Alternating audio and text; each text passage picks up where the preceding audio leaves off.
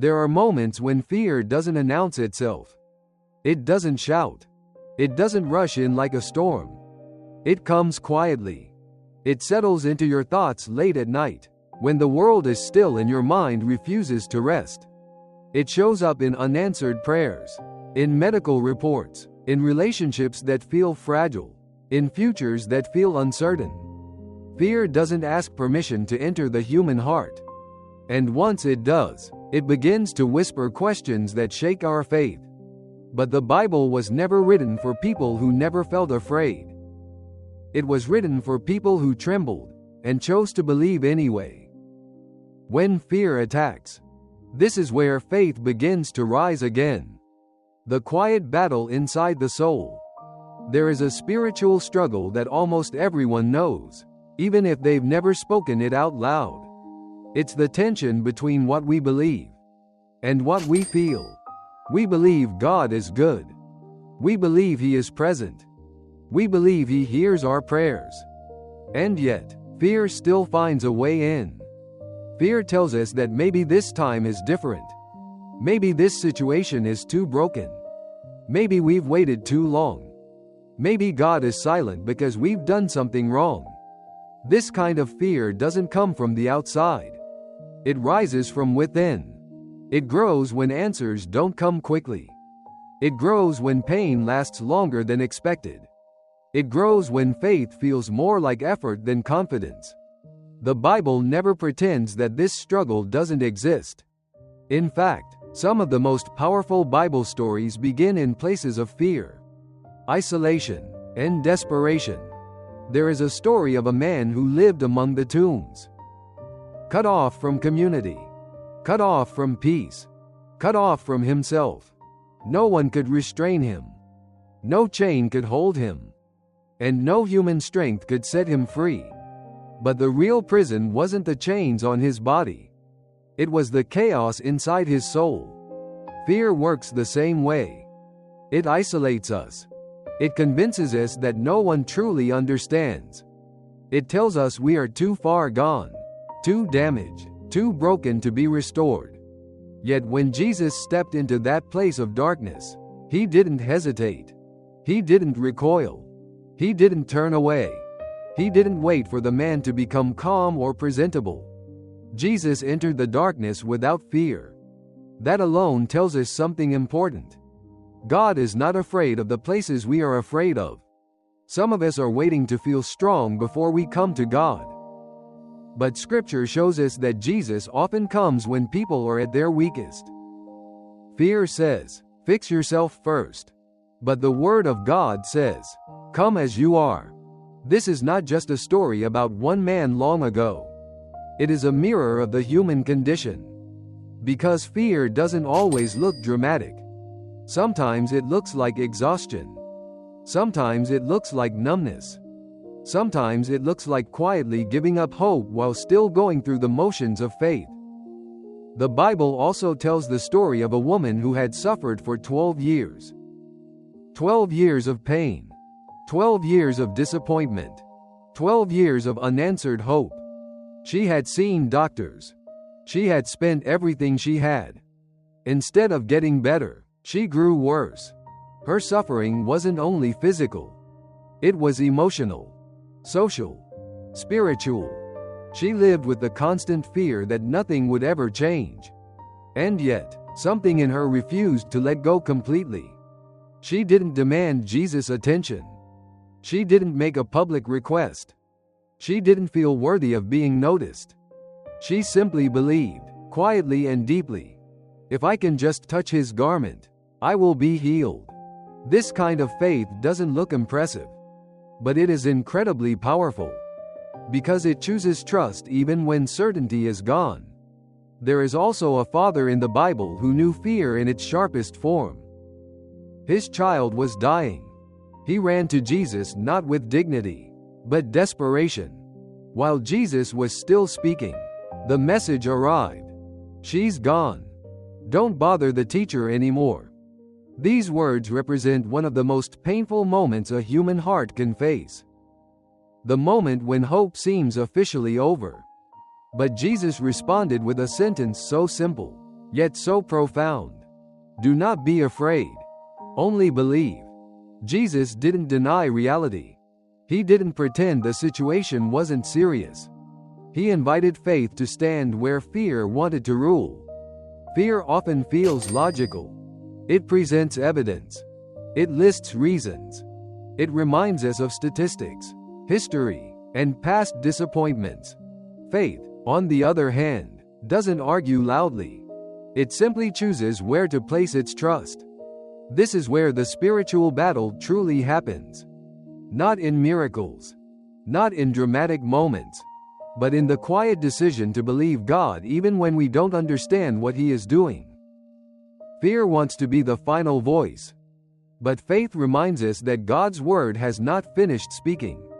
Scripture shows us again and again that fear is not a sign of weak faith. It is often the place where faith is tested, refined, and deepened. The people in the Bible were not fearless heroes. They were human beings who wrestled with doubt, uncertainty, and pain. What made the difference was not the absence of fear. It was the presence of trust. The Word of God does not shame us for being afraid. It invites us to bring that fear into God's presence. And this is where restoration begins. Not when fear disappears, but when we stop letting fear decide what we believe about God. There are moments when fear grows quieter, but heavier. Not because circumstances have improved, but because the soul has grown tired of fighting. This is often where people misunderstand faith. They think faith means having answers. They think faith means certainty. They think faith means feeling confident all the time. But faith, as the Bible reveals it, is often something far more gentle. It is the choice to remain open to God.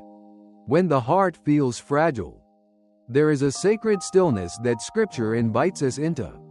A place where we stop striving for control and begin resting in trust. The Psalms speak from this place. The Lord is my light and my salvation. Whom shall I fear? This is not a denial of danger. It is a declaration of relationship. Fear loses some of its power when we remember who walks with us. Nature itself reflects this truth. A shepherd does not remove every shadow from the valley, but he walks through it with his sheep. The Bible says, "Even though I walk through the valley of the shadow of death, I will fear no evil, for you are with me." Notice what it does not say. It does not say the valley disappears. It does not say the journey becomes easy. It says God is present. Fear often grows when we feel alone. But Scripture consistently reminds us that God's presence is not dependent on our emotions.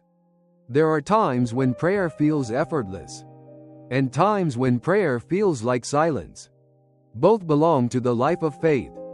Jesus understood this deeply. Before offering miracles, before offering solutions, he often offered peace. Do not let your hearts be troubled. This was not spoken to people living comfortable lives. It was spoken to disciples who were about to lose everything familiar. Jesus did not promise them certainty. He promised them himself. "I am with you. I will not leave you as orphans. My peace I give to you." This peace is not the absence of problems. It is the presence of God within them.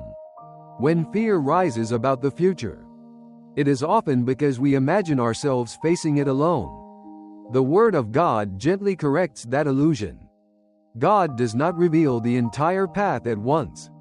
He reveals enough light for the next step. Faith does not require knowing what comes next. It requires knowing who leads. This is why Jesus spoke so often about trust. Not trust in circumstances, not trust in outcomes, but trust in God's character. There is a scene in Scripture where the disciples are caught on a lake at night. The wind is against them. The waves are strong. Jesus is not in the boat. Fear grows easily in moments like these. Then, quietly, unexpectedly, Jesus comes to them, walking on the water. He does not immediately calm the storm. He speaks first. Take courage. It is I. Do not be afraid. Fear says, God has forgotten you. Faith hears, it is I. Fear says, you are alone. Faith recognizes his presence. Peter steps out of the boat. As long as his eyes remain fixed on Jesus, he walks on the impossible. But when he shifts his focus to the wind, fear takes over. This is not a story about failure. It is a story about grace. Because when Peter begins to sink, Jesus reaches out immediately. There is no delay, no lecture, no punishment, only rescue. This reveals something essential about God's heart.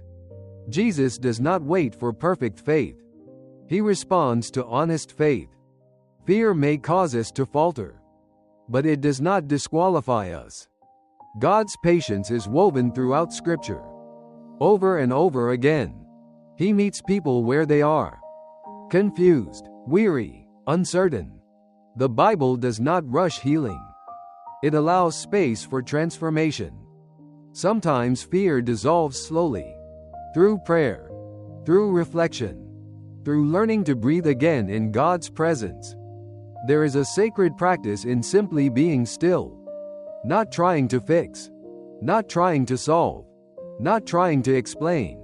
Just sitting with the Word of God and letting it speak deeper than anxiety. Be still and know that I am God. Stillness is not passivity. It is surrender. It is the moment we stop arguing with fear and start listening for God. In this quiet, something begins to change. Not always around us, but within us. We begin to notice that fear no longer controls every thought. That worry no longer defines every decision. That peace begins to coexist with uncertainty. This is how faith grows. Not by removing fear entirely, but by placing fear in the presence of God. The Bible restores faith, not by promising an easy life, but by revealing a faithful God. And that revelation, slow, gentle, and steady, is enough to carry the soul forward. There comes a moment when fear no longer feels as loud as it once did. Not because it has vanished, but because something deeper has taken root. Faith does not always arrive like a sudden breakthrough. Often, it returns quietly, like light slowly filling a dark room. The Bible shows us that restoration is rarely rushed. God works patiently, gently, faithfully. The man who once lived among the tombs did not return to his old life. He was restored to a new one. He was no longer defined by what had bound him.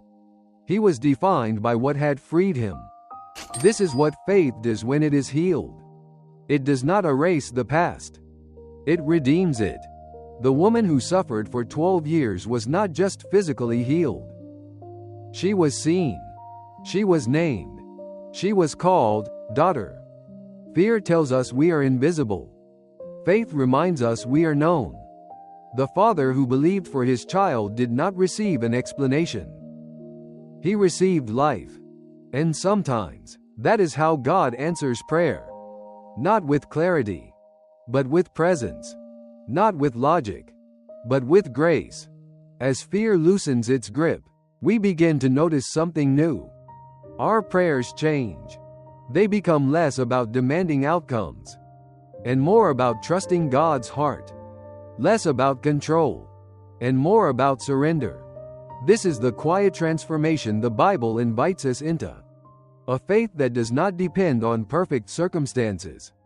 A trust that remains even when questions remain unanswered. Jesus never promised his followers a life without fear. But he promised them something far greater. I am with you. That promise changes everything. When fear says, you are alone, faith responds, God is here.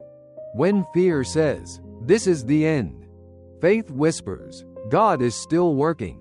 When fear says, you are too weak, faith remembers, his strength is made perfect in weakness. The disciples who once trembled on the water eventually worshipped him in the boat, not because they understood everything, but because they had experienced his faithfulness. That is how faith matures. It moves from desperation to trust, from fear to reverence, from survival to surrender.